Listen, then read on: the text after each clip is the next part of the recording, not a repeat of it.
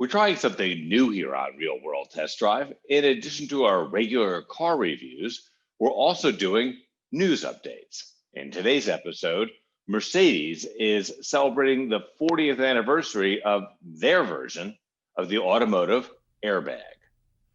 The reason I say their version of the airbag is that Mercedes does not appear to be the first automaker to experiment with airbags. Patents for similar devices were issued in the US and Germany in the 1950s. Some American automakers experimented with airbags in the 1970s, including several GM makes. One of them was Buick.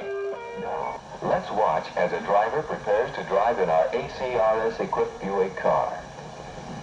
Entering the car, she finds a few things are different. Front seat lap belts are provided and should be worn. With the key, she can start the engine immediately. A brief red light signifies that the ACRS is operational and she is ready to drive away. General Motors even field tested what was then called the air cushion restraint system and interviewed survivors of a crash in which the air cushions deployed. And then I remember somebody coming at me, and I don't remember too much after that. That was probably the bag coming at you. Very good. Did it hurt you in any way? No, it didn't. I mean, it didn't hurt me at all. Other automakers lobbied against airbags, claiming they were impractical and would drive up the cost of new vehicles. But Mercedes took a different road. In December of 1980, the first Mercedes S-Class sedans with a driver's airbag and a seatbelt tensioner were delivered to customers. Seatbelt tensioners, sometimes called pre-tensioners or tighteners, are designed to lessen the travel of your body during a bad crash. In other words, the seatbelts try to keep you closer to the padded seat rather than the airbag or the car in front of you. Those systems are common on many cars today. Some even include pyrotechnics, in other words, rockets that fire off to tighten the shoulder belt before impact.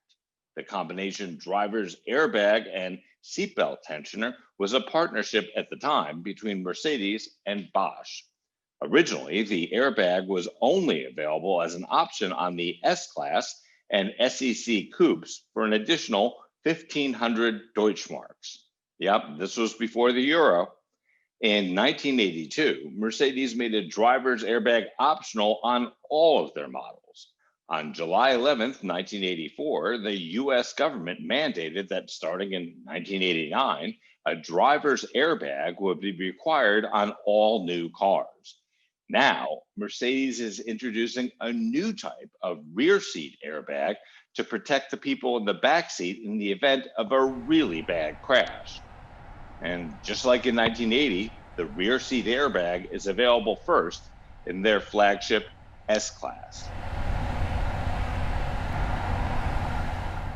Although there have been widely reported cases of injuries and even deaths related to defective airbags, the overwhelming evidence is airbags save lives. But to be safe, you should really go to the National Highway Traffic Safety Administration or NHTSA website and check to see if there's an open recall for the airbag in your car, especially if it's an older car and even if that car is a Mercedes. Check NHTSA.gov regularly to see if your vehicle has a dangerous airbag.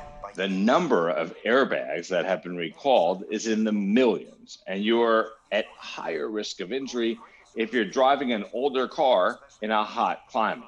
But remember, the repairs are free. According to the National Highway Traffic Safety Administration, more than 50,000 American lives have been saved by airbags between the years 1987 and 2017. Let us know what you think of these new news updates on Real World Test Drive, and make sure to subscribe to us on YouTube. For Real World Test Drive, I'm Grant Witcher reporting from Washington.